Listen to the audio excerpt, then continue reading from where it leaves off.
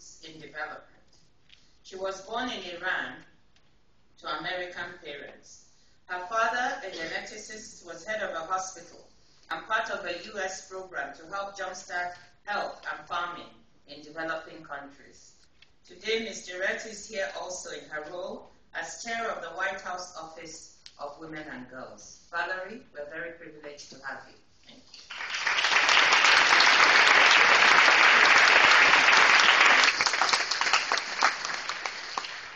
Thank you, Ngozi, for that lovely introduction, and also, of course, to Bob Zellick for your incredible leadership here at the World Bank, for embracing this program, this very important program focusing on our adolescent girls, to the Nike Foundation and Maria Attell for your support, being able to leverage this with the philanthropy through the foundation is so important.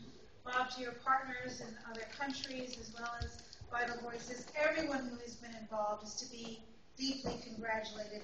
And of course, to the special girls and mentors. When I first came in, I had a chance to meet each of them and spend a little time chatting with the mentors.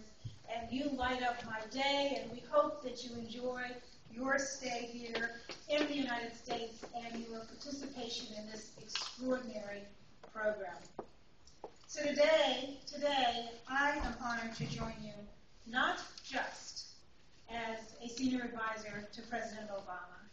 I'm honored to be here as a mother, a daughter, and someone who cares deeply, as all of you do, about the future of our young people, especially young women and girls.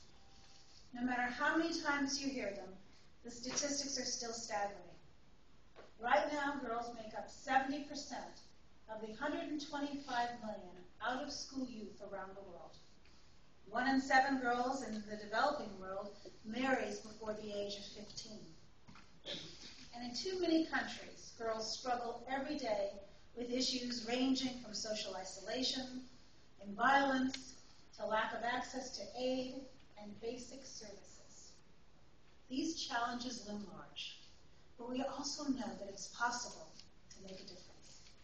We know that every year of education increases a girl's future earning power by 10 to 20% every year. We know that educating women not only improves their own health, but also the health of their children and their grandchildren. And we know that women and girls reinvest 90% of their income in their families and communities, investments that make our nations stronger. It's amazing the impact of a few more years of school or a few more dollars of income. And that's the idea behind your work here at the Adolescent Girls Initiative.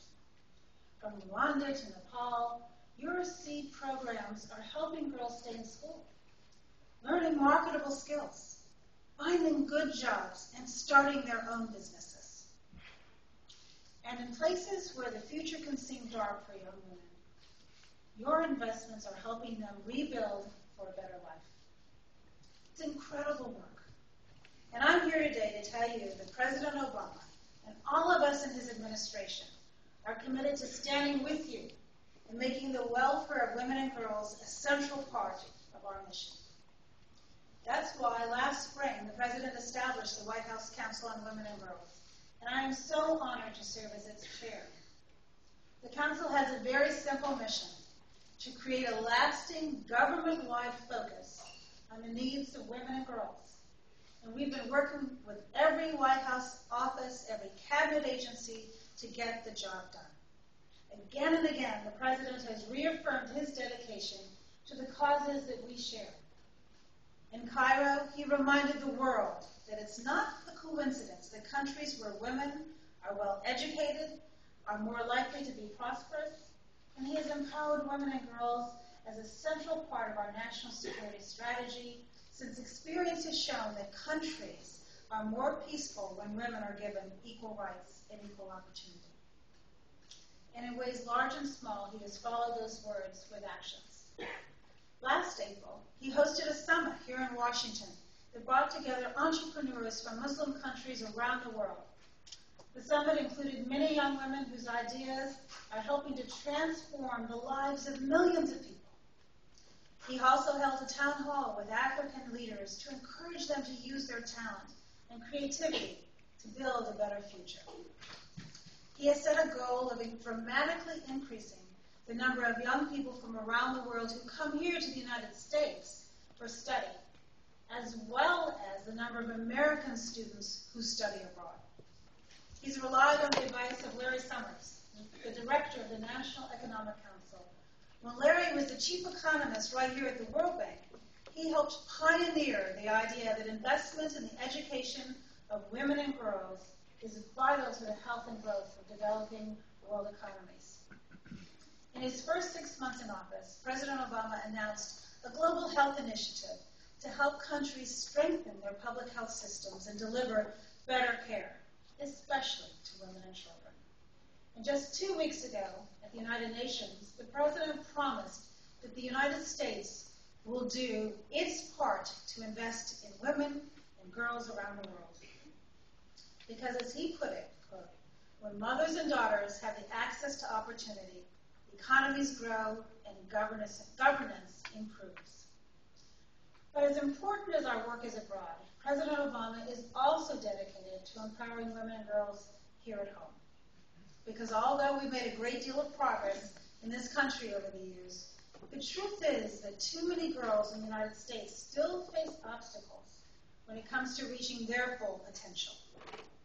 Together, we've tried to take programs like yours, programs that address the inequalities in education, economic security, and health care, and bring them to scale across this country.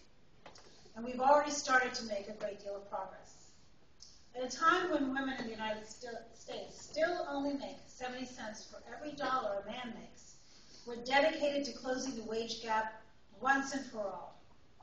That's why the President's first bill that he signed was the Lilly Ledbetter Fair Pay Act. This law helps victims of pay discrimination make things right, even years after the discrimination began. And that's why we're pushing hard right now for the Paycheck Fairness Act that's before Congress. If passed, it would update our nation's equal pay laws and make them fairer and more just. At a time when many women and girls still struggle to live healthy lives, we're doing our part to give them the care they need. We're devoting unprecedented resources to fight against domestic violence and break the domestic cycle of abuse. And although healthcare reform law, and through our healthcare reform law, we're making it easier for mothers to get necessary prenatal care and for children to get regular well-child checkups without any out-of-pocket costs. At a time when fewer than 20% of women work in